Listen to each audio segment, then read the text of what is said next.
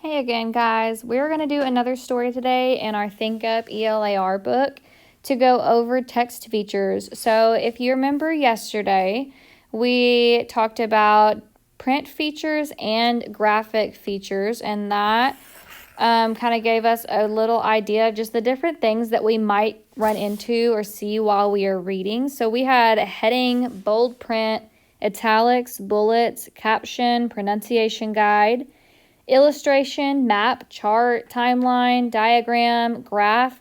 You've seen most of these before while we were reading. We just probably didn't pay a whole lot of attention to all of them. So as we read today, I want you thinking just like we did yesterday when we saw all of these different examples of phones. I want you thinking, all right, why is the author putting this here? I know it's going to be important. Let me think about it.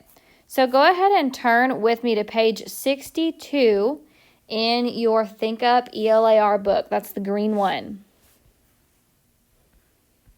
All right, once you're there, we're going to make sure we have a pencil and a highlighter ready to do our high five reading strategies. If you need another minute to find the page in your book, just go ahead and pause the video. And when you're ready, you can go ahead and unpause. All right, so first things first, let's take a look at this page. It looks a little different than a usual story. I'm noticing some things here. I see a date right here. I see a title with an author.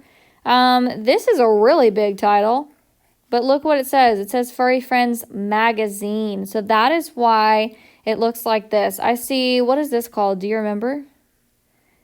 Right, sometimes it's called a subtitle or a heading. So let's go ahead and think which of these is the actual title of this article, because I see a lot of different things here that are kind of confusing, right? Okay, this is the title of the magazine. So the magazine comes out every month, it looks like, because I see the date right here. And so that's not really the title of this story that I'm going to read. What I'm really reading today is called Tales with Purpose. And then it tells you the author's name right underneath it. Tales with Purpose. Okay, so after we've underlined our title, what's next? Right, we need to scan the text. We are looking for all of those different types of text features, not just bold words, not just underlined words, any text features that stand out to us. So first thing I see is a subtitle or a heading. Remember, that's kind of the same thing. A subtitle or a heading. And that just tells us what that section is going to be about. So if I get to my questions later and I need to know about what a dog does when it's happy, I'm going to go look under feelings and emotions. Okay, what else do you see right here? Right, I see a photograph taken with a camera, not a drawn illustration. And what is this called underneath it? Yeah, it's called a caption. CAPTION. So let's think. What is the purpose of a caption? Does anybody know what a caption does? Right, it's going to tell you more about the photo. So let's keep going. Okay, I see another photograph right here with a caption underneath it. That is, I can't decide if that cat is cute or scary. I don't really know. I think I actually might be more scared of that cat. Yeah, I don't think it's that cute. All right, what else do you see? Okay, I see an underlined word here, pray. I see that it has an EY, not an AY. PRAY is what you do like in church or before you go to bed or during the moment of silence or before you eat. That is like saying a prayer. PREY is different. What is pray when we're talking about animals? So prey is the animal that is being hunted. Okay, it's usually the animal that ends up being another animal's lunch. Because remember, a predator is the one who does the hunting. Prey is the one being hunted. Okay, what else do we see? See some more subtitles, also called headings or subheadings. Okay, I don't see much else on this page. Let's go to the last page of the story. Okay, I see another photograph. All right, that one's super cute. I love foxes. That one is super cute. Okay, and then underneath it, yeah, I see another caption. I see another heading or subheading or subtitle, whatever you want to call it.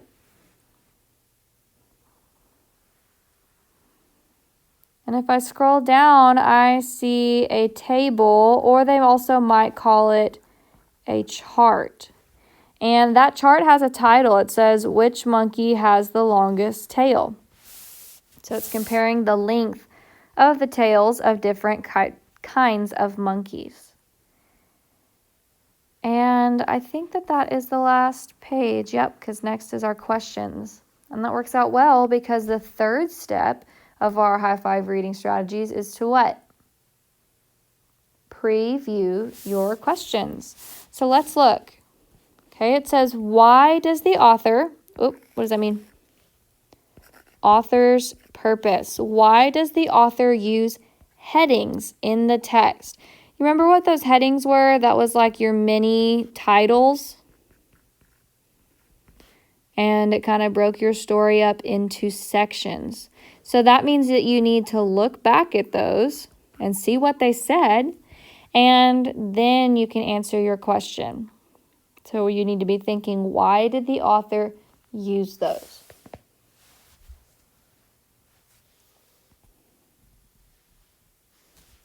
Okay, number 2 says the author organizes the information in paragraph 5 by, you're right, we need to look back at paragraph 5.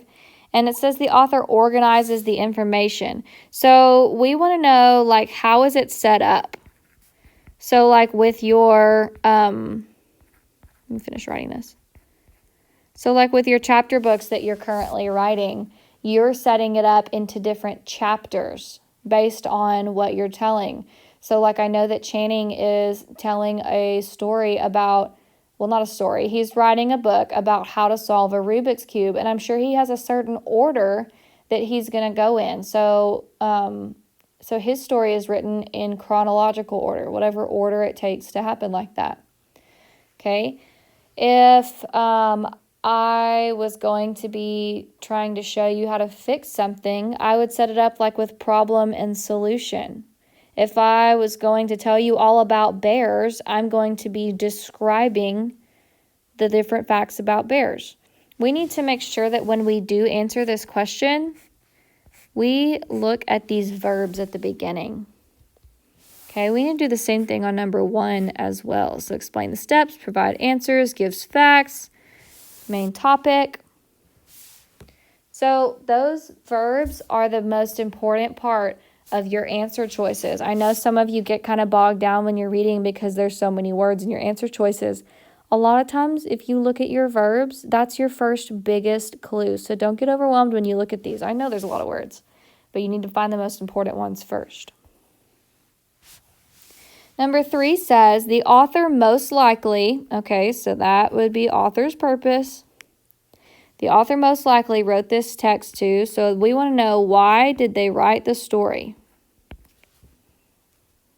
Why did they write the story? What was their goal in writing this? Why would they want you to read it? Are they going to entertain you, inform you, explain, or convince you to do something? Okay, now you got to make sure you do finish reading it, but those are just our verbs. We got to pay attention to those first. In paragraph 4, look back, good job. Which word best helps the reader understand the meaning of the word pray? And that is a vocab question. And what did we say that pray meant? We said it's the animal that is being hunted. Now, you're going to have to look back for sure to see what word in that sentence was going to help you know that. I know that F says hunting. However, you need to make sure that you go back and look, because maybe they're saying that the prey is hunting. And that wouldn't be right, would it? So you need to make sure that you don't answer that question right now. You don't answer anything until after you've read.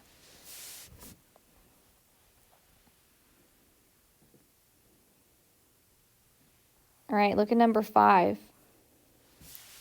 Based on the information, prove it by looking back at paragraph 2. The reader can conclude, so you're going to have to infer. Now, it says prove it and infer. That means you're going to have to prove your thinking. Like, it may not tell you the exact answer, but that's part of what inferring means. You use your schema, which is what you already know, and you use what you read. That's when you're going to go back and prove what made you think that. So the reader can conclude that the dog shown in the image most likely feels. So we need to look back at whoops, let me erase that. We need to look back at the photo as well, the photo of the dog. So we're going to need to read because we need to remember what it means when a dog does a certain thing, like how it feels, why it's doing that. And then we need to look back at the picture as well to see what the dog is doing and what that must mean. Let me give you just a minute to write that.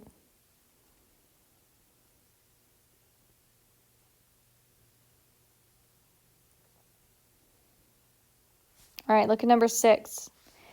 How is the image of the cat, look back at the photo, in the text useful to the reader? So basically, why is that text feature important? Why does it help you? Why is it there? Why did the author use that? Shows, explains, emphasizes, and provides. Okay, read this sentence from paragraph 10. The next time you watch an animal, see what tale its tail might tell. Which word best describes the author's voice in this sentence? Do you remember when we read our other story about Junko Tabei, how we were saying that the author admired her because she was brave, because she was determined? We said admired means that they liked her. So the author's voice showed us that. So the author's voice here is going to tell us what? When we read this sentence, what does that tell us about how the author feels? So that's what it means. When it says the author's voice, we want to know how the author feels. That's like if your mom said, well, what voice did your teacher use when she said that to you? Well, she was mad, or, oh, she was so excited and proud of me. The voice tells how someone feels. Number 8, which of these ideas is suggested by the information in paragraphs 5 and 9? So I'm going to need to look back, and it says the information in them. So I need to prove it. Now, it may not say exactly what the answer choices says, but something in there is going to clue me into what the answer might be, and that is what I'm going to be using. I'm going to prove my thinking. I'm proving why I think that that is the best answer choice.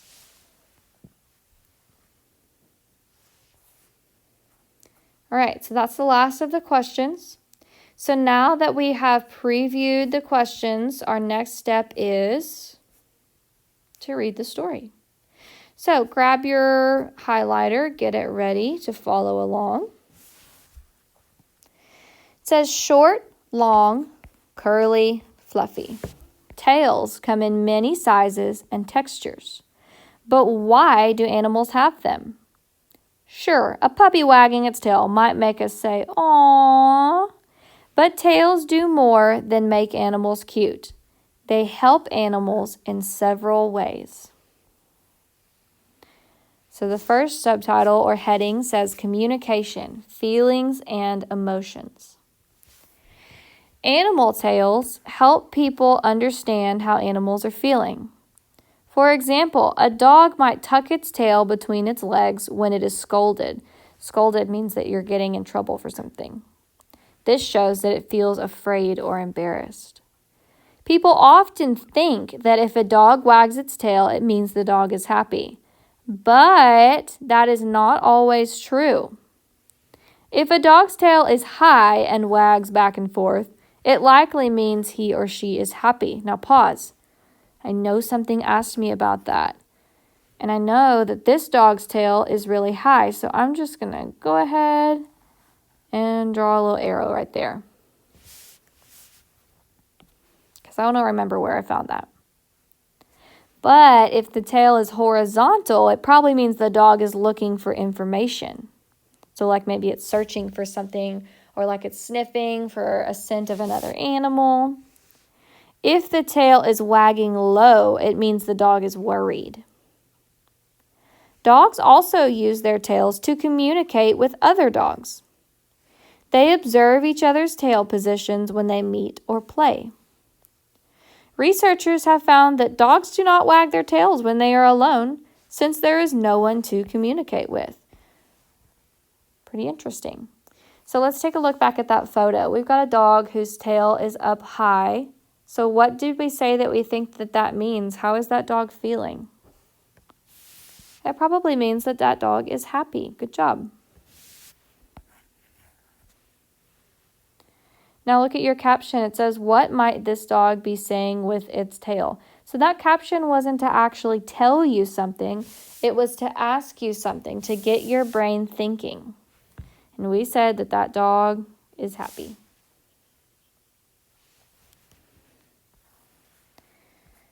Paragraph 3 says, cats also communicate feelings with their tails.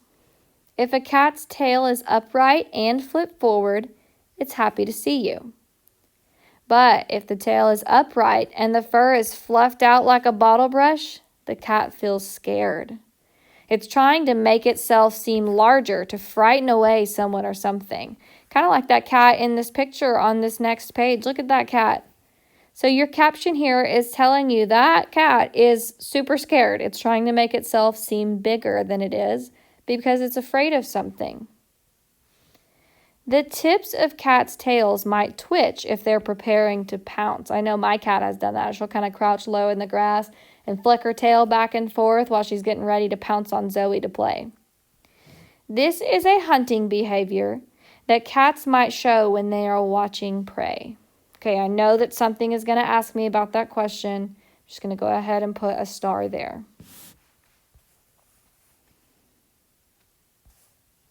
All right, balance and steering. Some animals use their tails to help them balance. Cats do this when they walk along a narrow area. One study trained cats to walk along a narrow beam. Then an obstacle was placed on the beam. The researchers filmed the cats and then froze the video when the cats walked over the obstacle. They saw that the cats quickly moved their tails in the opposite direction from the obstacle. Monkeys also use their tails to balance as they move through trees. They might wrap their tails around tree branches for support as they climb. Birds use their tails to help them steer as they fly. They lower the left or right side depending on which direction they want to turn. They also might curl their tails slightly to help them move faster. Birds use the feathers on their tails to fly higher or lower.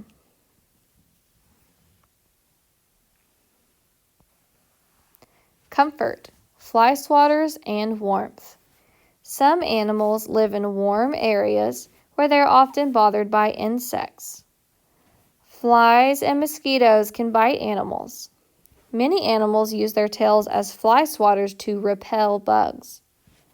Horses, zebras, elephants, and other mammals have been observed swatting bugs with their tails.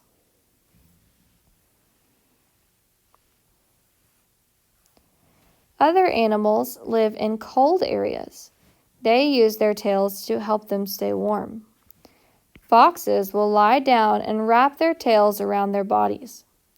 Their bushy tails are like blankets. Husky dogs and squirrels have also been observed using their fluffy tails for warmth in the winter. So that photo is showing you how that fox kind of curls up like that and puts his tail around him to keep him warm. And that's what your caption is asking you. Again, your caption here is trying to ask you, how is this fox using its tail? It's trying to get you to think about it, not just see the photo and think, oh, a cute fox. Your caption here is wanting to show you how to analyze that photo. So how is that fox using its tail? Whoops. Let me switch to warm up. So let's say using tail to warm up.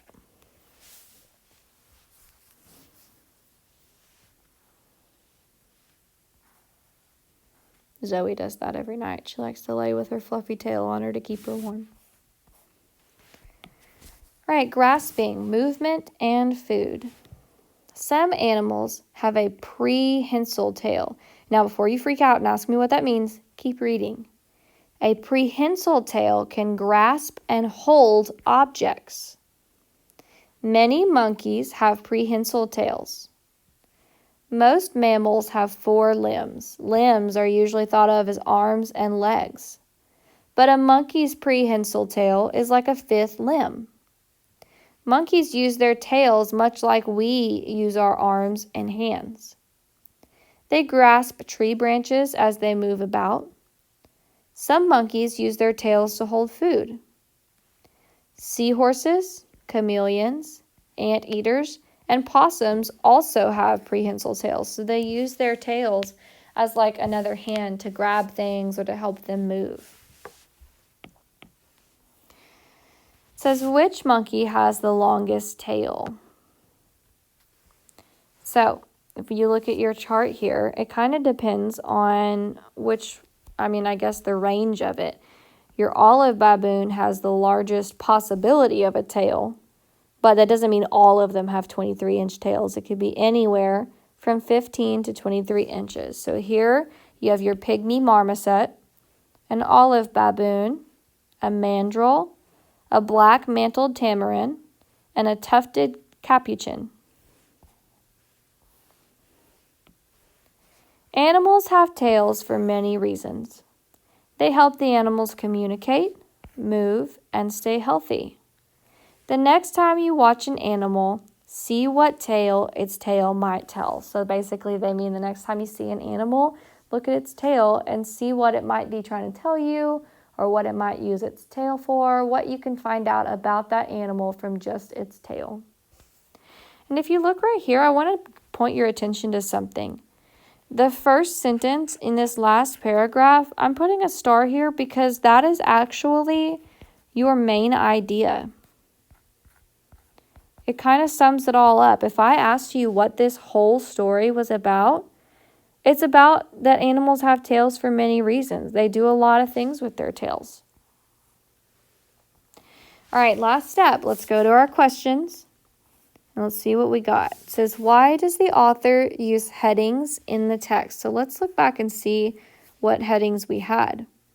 Communication, feelings and emotions. Movement, balance and steering. Comfort, fly swatters and warmth. Grasping, movement, and food. So what does the author use those for? To explain the steps in a process that many animals use. Okay, was he like telling you step by step how to use a tail? No. To provide answers to common animal questions. If I just said movement, balance, and steering, did that answer any questions that you had? No. To give facts in the order they were discovered. Were they discovering things all throughout this story? And also, does communication, feelings, and emotions tell you facts? No, not just from the heading. You would have to read that whole section to find out facts. That doesn't make sense. So it says to identify the main topic of each section. Yes, that's the whole point of a title, is to tell you about what you're going to read. Number 2 says the author organizes the information in paragraph 5 by, so we need to go back and look at paragraph 5 and see how it's set up. Okay, some animals use their tails to help them balance. Cats do this when they walk along a narrow area. One study trained cats to walk along a narrow beam. Then an obstacle was placed on the beam. The researchers filmed the cats and then froze the video when the cats walked over the obstacle. They saw that the cats quickly moved their tails in the opposite direction from the obstacle. Monkeys also use their tails to balance as they move through trees. They might wrap their tails around tree branches for support as they climb. Let's see what our answer choices have to say. Comparing how cats mainly use their tails with how birds mainly use their tails. Did you hear anything about birds in what I just read? No, not in paragraph 5. Showing how some animals use their tails to avoid the problem of falling. Maybe the cat used it, like flicked it back and forth to not fall off of that beam, and the monkeys use it to not fall out of the trees. Describing the steps cats follow when they walk across something narrow. I mean, kind of, but what about the monkeys? Like, it didn't talk about the monkeys in H. So that can't be it. Explaining the reason certain animals move their tails from side to side. Let's see, did that monkey move its tail from side to side? Nope. It says that monkeys wrap their tails around tree branches. It doesn't say that monkeys move their tails side to side, so that's not both of them. Okay, so it shows how some animals use their tails to avoid the problem of falling.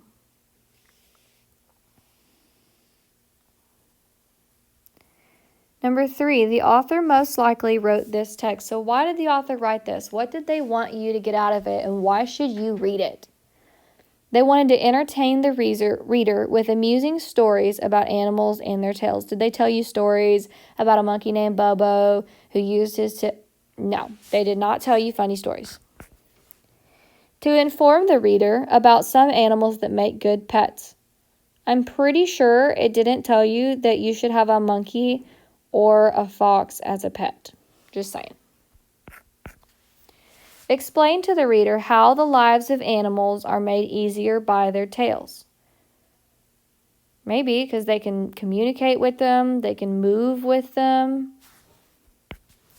Convince the reader that animals communicate in many ways. Okay, there's this whole thing about communicating, like a monkey swinging through a tree. Is that communicating? Is that them telling anybody anything? No. A fox curled up in a little ball? No. That's not communicating. The only one that fits the whole story is C. Every section was something that an animal could do more easily because of its tail. Number 4. In paragraph 4, which word best helps the reader understand the meaning of the word pray? Let's go back and look. It said, the tips of cats' tails might twitch if they are preparing to pounce. This is a hunting behavior that cats might show when they are watching prey. All right. So, we know that if prey is involved, hunting for sure is involved as well. Okay, does prey mean behavior? No. Does prey mean show? No. Now, they were watching their prey, for sure, but which one has to do with, like, which one makes it prey? Like, if a bird is just sitting there, a bird is not prey. Like, if I'm watching a bird, am I a predator for that bird and that bird is prey? No, watching something doesn't make it become prey. Hunting something makes it prey. Like, if I'm just watching TV, am I, like, trying to eat my TV? No. If I am hunting something, then I am trying to get it. All right, F. Based on the information in paragraph 2, the reader can conclude that the dog shown in the image most likely feels, oh guys, we got this one, look.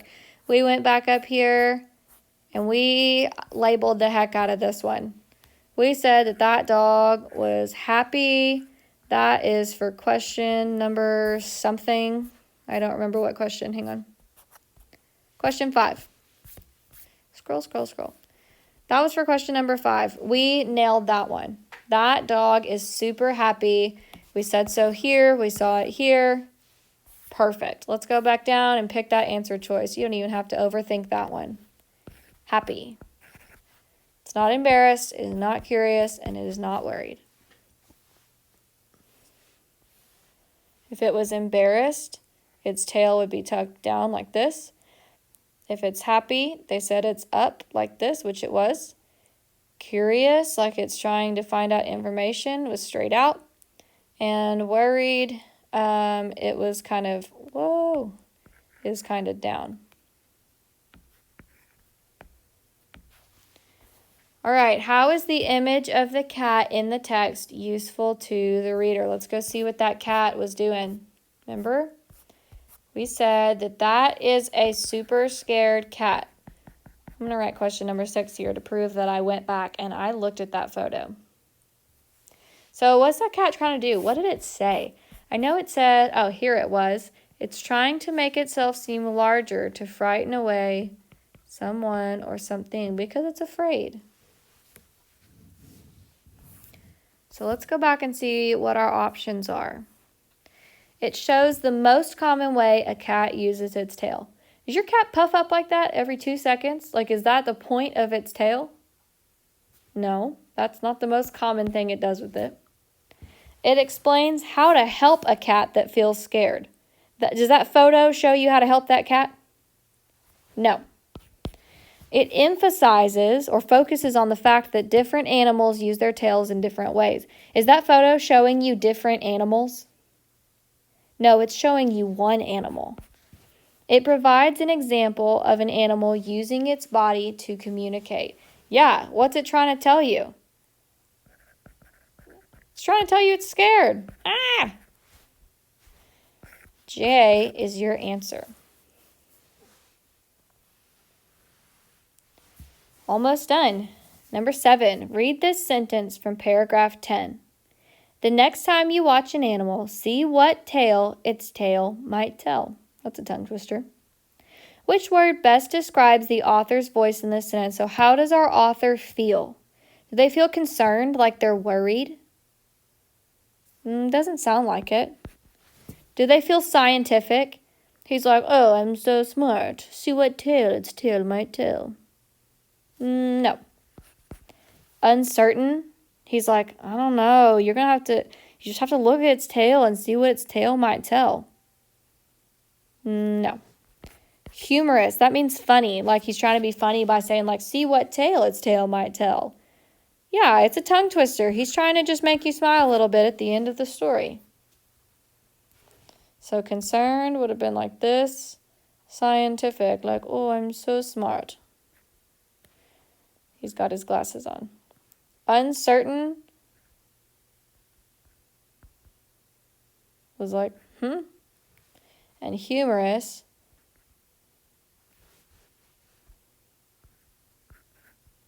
he's trying to make you laugh. Which of these ideas is suggested by the information in paragraphs 5 and 9? So we need to go back and look at those real quick. Okay, so 5 was the one where it talked about cats walking across a beam. The part where it talks about monkeys said that they might wrap their tails around branches to balance as they move. And paragraph 9 was saying that monkeys can wrap it around stuff. Monkeys use their arms to grab tree branches while they move. Sometimes they use their tails to hold food. So it says, which of these ideas is suggested by that? So a monkey uses its tail in the same way as many other animals. Do you know a ton of other animals who use their tails to swing from branch to branch? Yeah, I definitely don't either. A monkey uses its tail more than its hands when it is in a tree. I think it just said that it uses it like another hand. I don't think it said that it moves it more. Because look, it says it's like a fifth limb. So I don't think that it uses it more than their arms. I just think they use it like another arm. So that's not it. A monkey's tail helps it move safely from tree to tree. I think that definitely could be it. A monkey's tail can help it when something blocks its way, like its tail is going to shove the obstacle out of the way. Probably not. A monkey's tail helps it move safely. If it didn't have that, it might not be able to grasp the branches as well as it needed to, and it might fall, or it might not be able to move fast enough to escape a predator. All right, so that is the end of your story for today. Hopefully you enjoyed learning a little bit more about animals and how they use their tails. Maybe you'll pay attention the next time you see your dog's tail wagging or the next time you see a bird flying or anything like that. All right, that's it for today.